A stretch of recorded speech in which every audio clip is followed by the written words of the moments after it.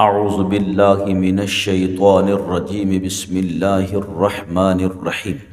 حضور سید عالم صلی اللہ تعالی علیہ وآلہ وسلم کا بچپن بھی سب سے اعلیٰ، سب سے طیب، سب سے پاک تھا۔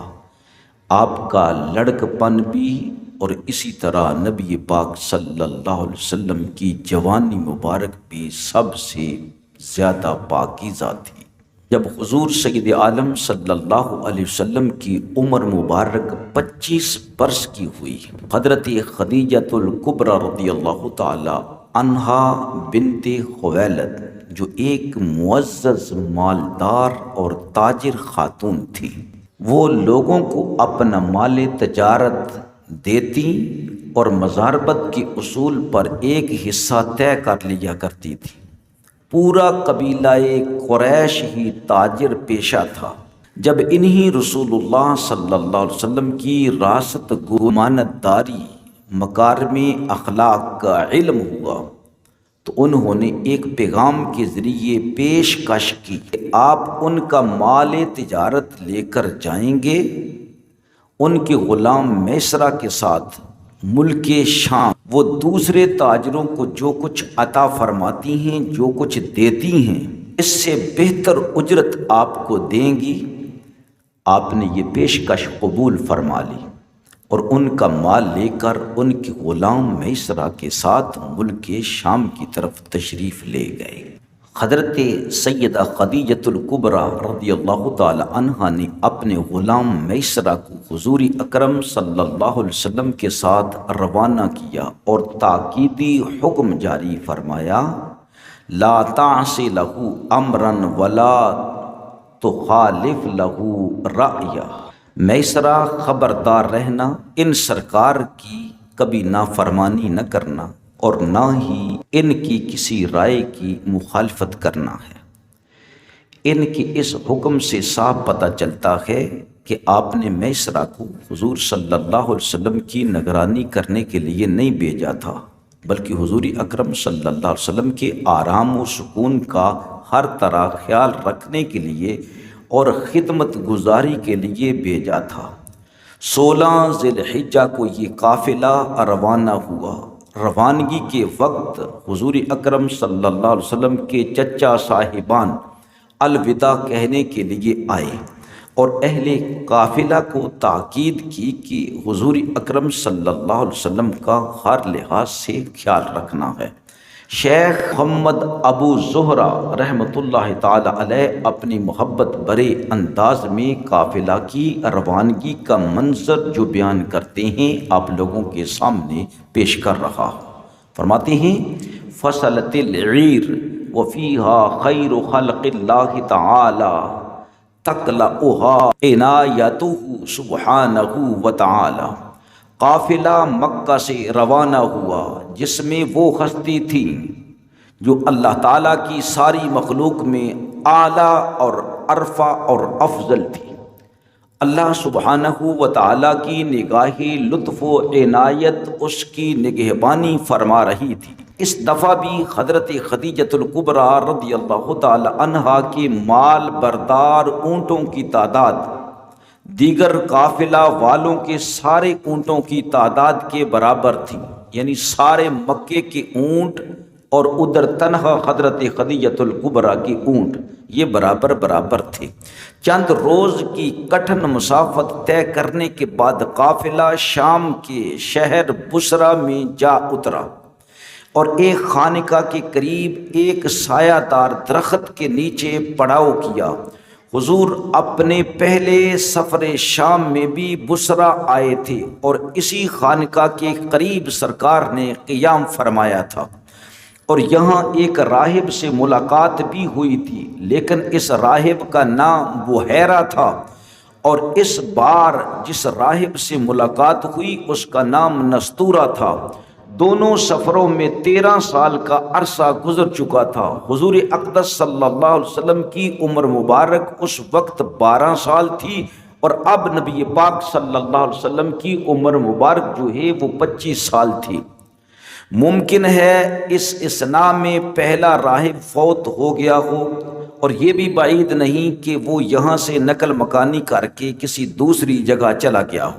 بہرحال نستورہ کی ملاقات جب حضرت میسرہ سے ہوئی جو غلام تھے حضرت خدیجۃ الکبریٰ رضی اللہ تعالی عنہا کے، اس نے پوچھا یہ کون شخص ہیں جو اس درخت کے نیچے تشریف فرما ہیں؟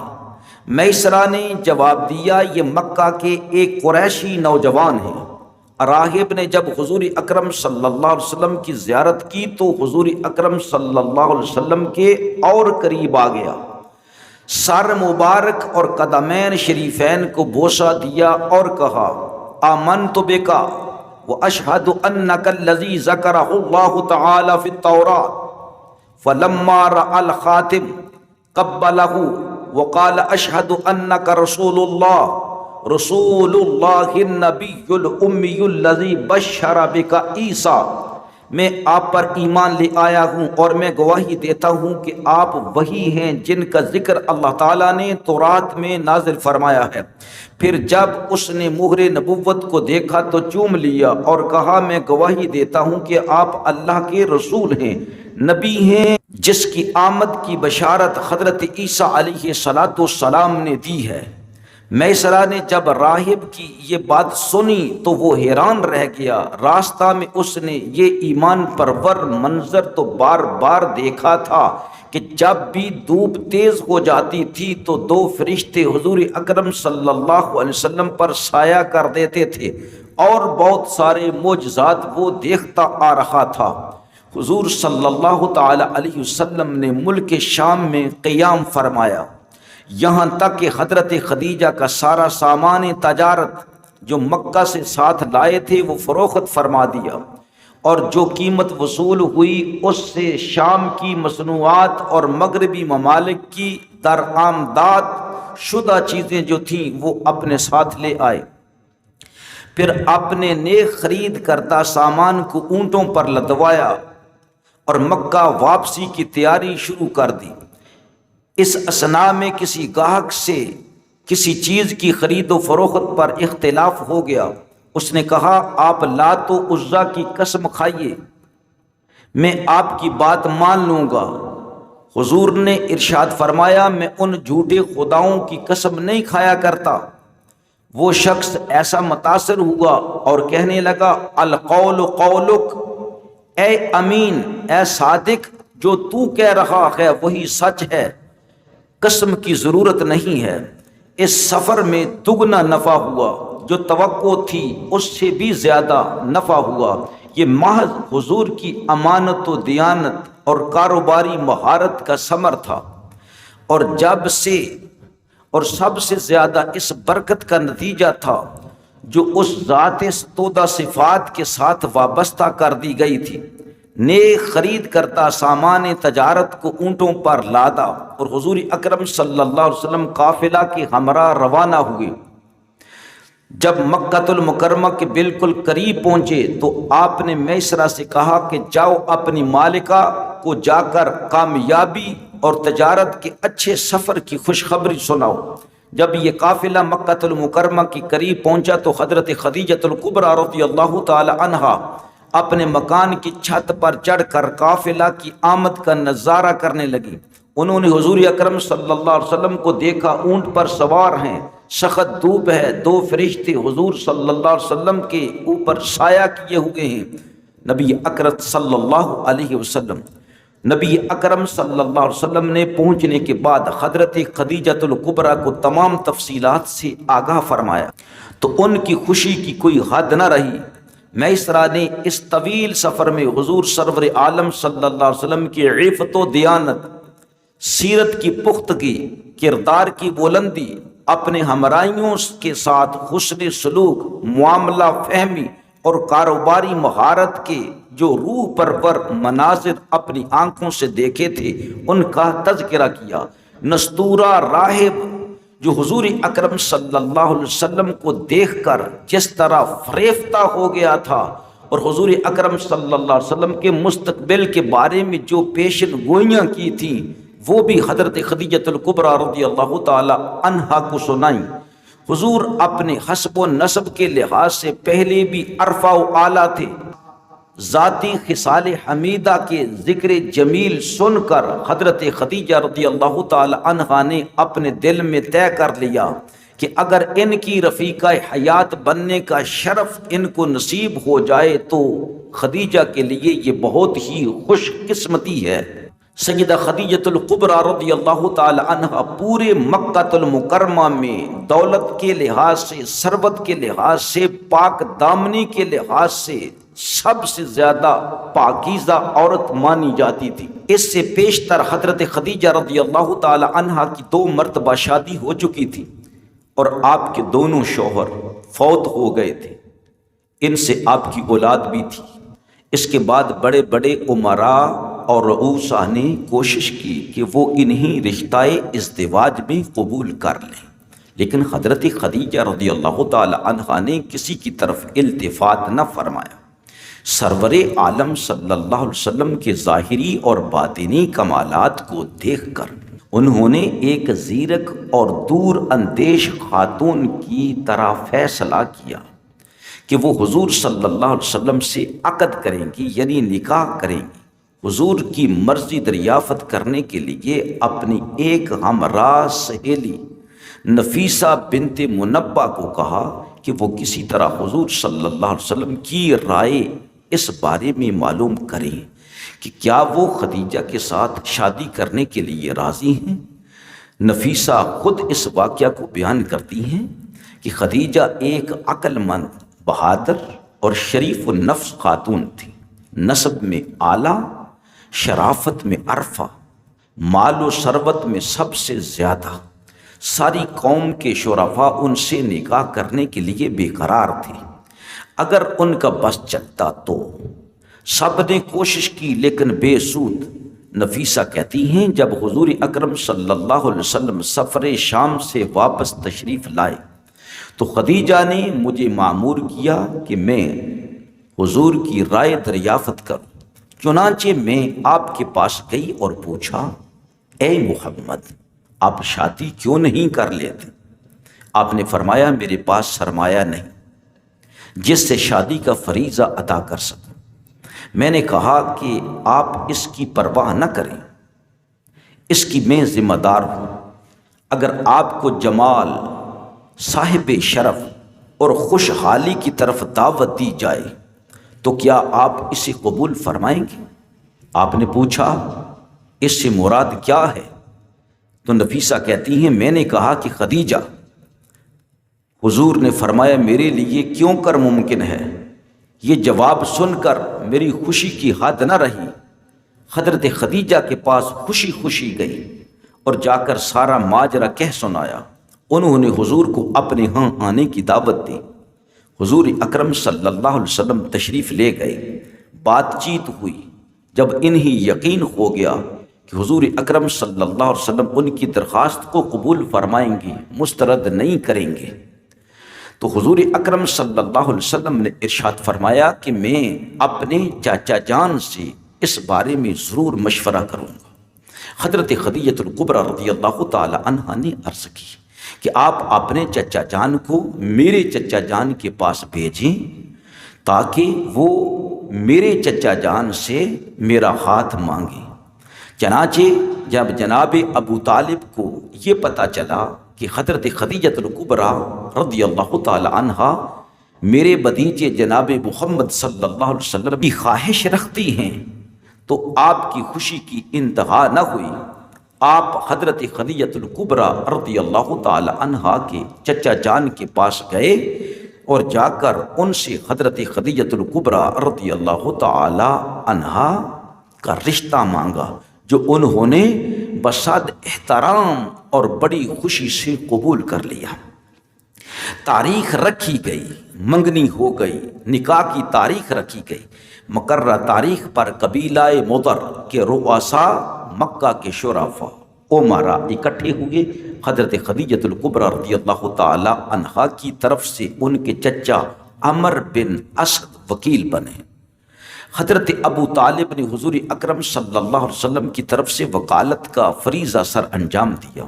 آپ نے اس وقت ایک فصیح و بلیغ خطبہ ارشاد فرمایا، جس کی ابتدا ہے الحمدللہ الذی جعلنا من ذریۃ ابراہیم وزرع اسماعیل۔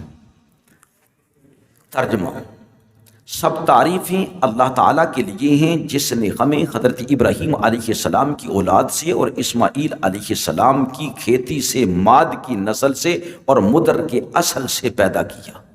اس طرح اللہ رب العزت کی حمد و ثنا بیان کی اور پھر کہا اگر یہ مالدار نہیں تو کیا ہوا میرا بھتیجا محمد؟ مال تو ایک ڈھلنے والا سایہ ہے اور بدل جانے والی چیز ہے، اور محمد صلی اللہ علیہ وسلم جس کی قرابت کو تم خوب جانتے ہو، اس نے خدیجہ بنت خویلد کا رشتہ طلب کیا ہے اور 12.5 اوقیہ سونا مہر مقرر کیا ہے، اور بخدا مستقبل میں اس کی شان بہت بلند ہوگی، اس کی قدر و منزلت بہت جلیل ہوگی۔ یہ خطبہ جناب ابو طالب نے دیا۔ پھر حضرت خدیجہ رضی اللہ تعالی عنہا کے چچا زاد بھائی، اس نے بھی ایک خطبہ، جوابی خطبہ دیا۔ کہا سب تعریفیں اللہ تعالیٰ کے لیے ہیں جس نے ہمیں ان عزتوں اور انعامات سے نوازا جس کا آپ نے ذکر کیا ہے اے ابو طالب، اور ہمیں وہ فضیلتیں بخشیں جن کو آپ نے گنا ہے۔ بس ہم سارے عرب کے سردار اور راہبر ہیں، اور تم بھی ان صفات سے متصف، قبیلہ کا کوئی فرد اس کا انکار نہیں کرتا اور کوئی شخص تمہاری فضیلت کو رد نہیں کرتا۔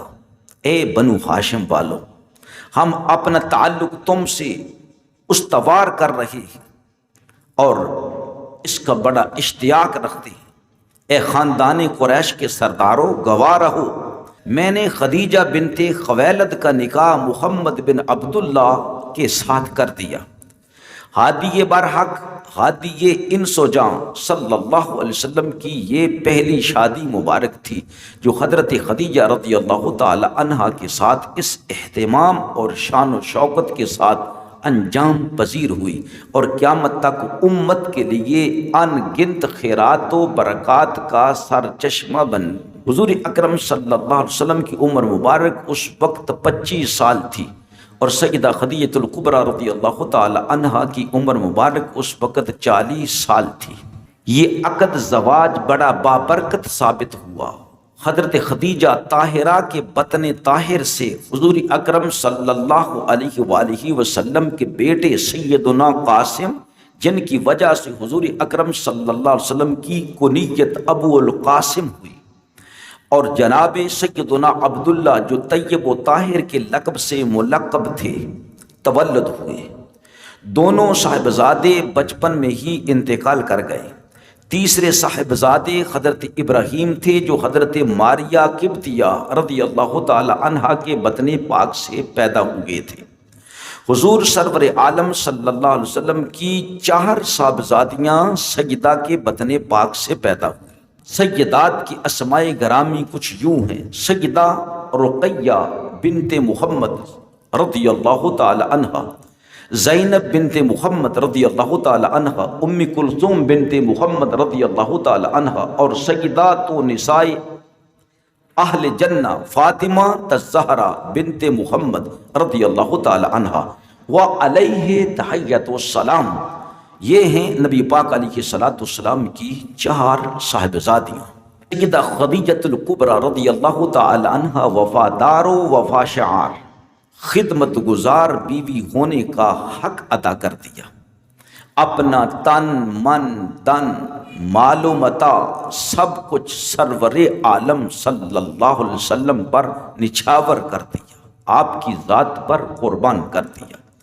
سیدہ ام المؤمنین عائشہ صدیقہ رضی اللہ تعالی عنہا، آپ رضی اللہ تعالی عنہا کی بہت زیادہ تعریف فرماتی ہیں۔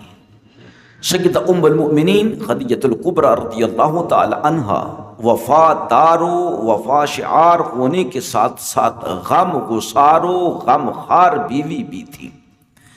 آپ شادی سے پہلے پورے مکہ میں ممتاز عورت تھیں، لیکن نکاح کے بعد پوری کائنات میں ممتاز ہو گئیں۔ یہ خوش ترین شخصیت تھی کائنات کی جن کا نکاح اللہ کے لاڈلے محبوب صلی اللہ علیہ وآلہ وسلم سے ہوا۔ یہ ہماری پہلی اماں جان بنی ہے۔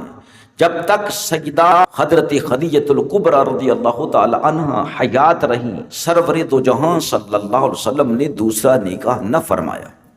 جب رسالت مآب صلی اللہ علیہ وسلم نے اعلان نبوت فرمایا تو سب سے پہلے آپ کی وفا شعار بیوی سیدہ خدیجہ الکبریٰ رضی اللہ تعالی عنہ نے اسلام قبول کیا۔ کافروں کی طرف سے آنے والی ہر مصیبت میں رسول اللہ صلی اللہ علیہ وآلہ وسلم کی ڈھارس بنی، آپ کو تسلی دینے والی بنی، آپ کے غموں میں شریک ہوئی۔ جب سیدہ کا انتقال ہوا تو رسول اکرم صلی اللہ علیہ وسلم کو بے حد صدمہ ہوا۔ آپ صلی اللہ علیہ وسلم نے اس سال کا نام جو ہے وہ غم کا سال یعنی عام الحزن رکھا۔ سیدہ عائشہ صدیقہ رضی اللہ تعالی عنہا فرمایا کرتی تھی کہ میں نے کسی عورت پر اتنا رشک نہیں کیا جتنا حضرت خدیجہ الکبریٰ رضی اللہ تعالی عنہا پر رشک کرتی، کیونکہ نبی پاک علیہ السلام بار بار میرے سامنے حضرت خدیجہ الکبریٰ رضی اللہ تعالی عنہا کا ذکر فرمایا کرتے تھے۔ اور وَأَمَرَهُ اللَّهُ أَن يُبَشِّرَهَا بیت من کسب، اور یہ کہ اللہ رب العزت نے نبی اکرم صلی اللہ علیہ وآلہ وسلم کو حکم فرمایا، اے میرے حبیب مکرم صلی اللہ علیہ وآلہ وسلم، تم خدیجہ الکبریٰ کو جنت میں موتیوں کے محل کی بشارت دے دو۔ اس کو امام بخاری اور امام مسلم نے اور دیگر محدثین کرام نے نقل فرمایا ہے۔ دوسری حدیث مبارکہ میں آتا ہے کہ جبریل علیہ السلام نے حاضر ہو کر خدمت کی۔ دوسری حدیث مبارکہ میں آتا ہے کہ جبریل علیہ السلام نے نبی پاک علیہ السلام کی خدمت بابرکات بھی حاضر ہو کر عرض کی، یا رسول اللہ خدیجہ الکبریٰ آ رہی ہیں۔ فقرأ علیہ السلام من ربہا ومنی، آپ اللہ رب العزت کا سلام بھی حضرت خدیجہ الکبریٰ کو دیں اور میرا سلام بھی حضرت خدیجہ الکبریٰ کو پہنچائیں، اور فرمایا کہ ان کو جنت میں موتیوں کے محل کی خوشخبری سنائیں۔ لا صخب فیہ ولا نصب، ایسا محل جس میں شور و غل بھی نہ ہو اور جس میں کوئی تکلیف بھی نہ ہوگی۔ اس کو بھی امام بخاری اور امام مسلم نے نقل کیا ہے۔ رسول اللہ صلی اللہ علیہ وآلہ وسلم نے ارشاد فرمایا، خیر نسائہا مریم، زمانے کی بہترین عورت، عورتوں میں بہترین عورت حضرت مریم رضی اللہ تعالی عنہا ہیں۔ وخیر نسائہا خدیجہ، اور زمانے کی بہترین عورت جو ہیں وہ حضرت خدیجہ الکبریٰ رضی اللہ تعالی عنہا ہیں۔ اس کو بھی امام بخاری نے اور امام مسلم نے نقل کیا ہے۔ انی قد رزقت حبہا، ایک چھوٹا سا ٹکڑا ہے لیکن قربان جائیں یہ آشکار کر رہا ہے کہ نبی اکرم صلی اللہ علیہ وآلہ وسلم کی محبت ہماری اماں جان خدیجہ الکبریٰ رضی اللہ تعالی عنہا سے کیسی تھی۔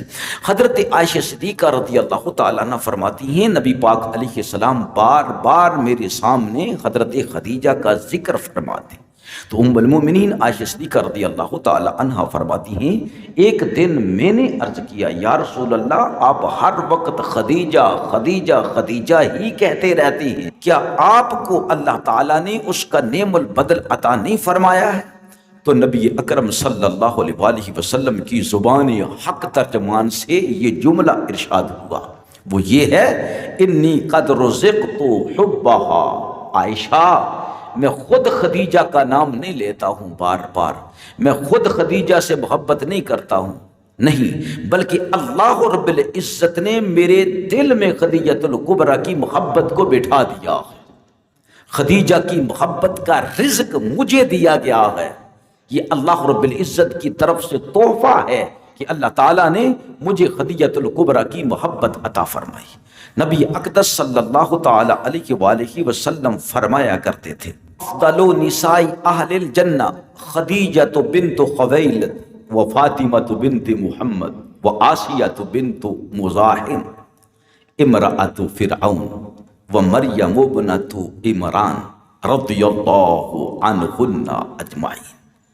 اس کو امام احمد نے، امام ابن حبان نے، امام حاکم نے نقل فرمایا اور فرمایا ھذا حدیث صحیح الاسناد۔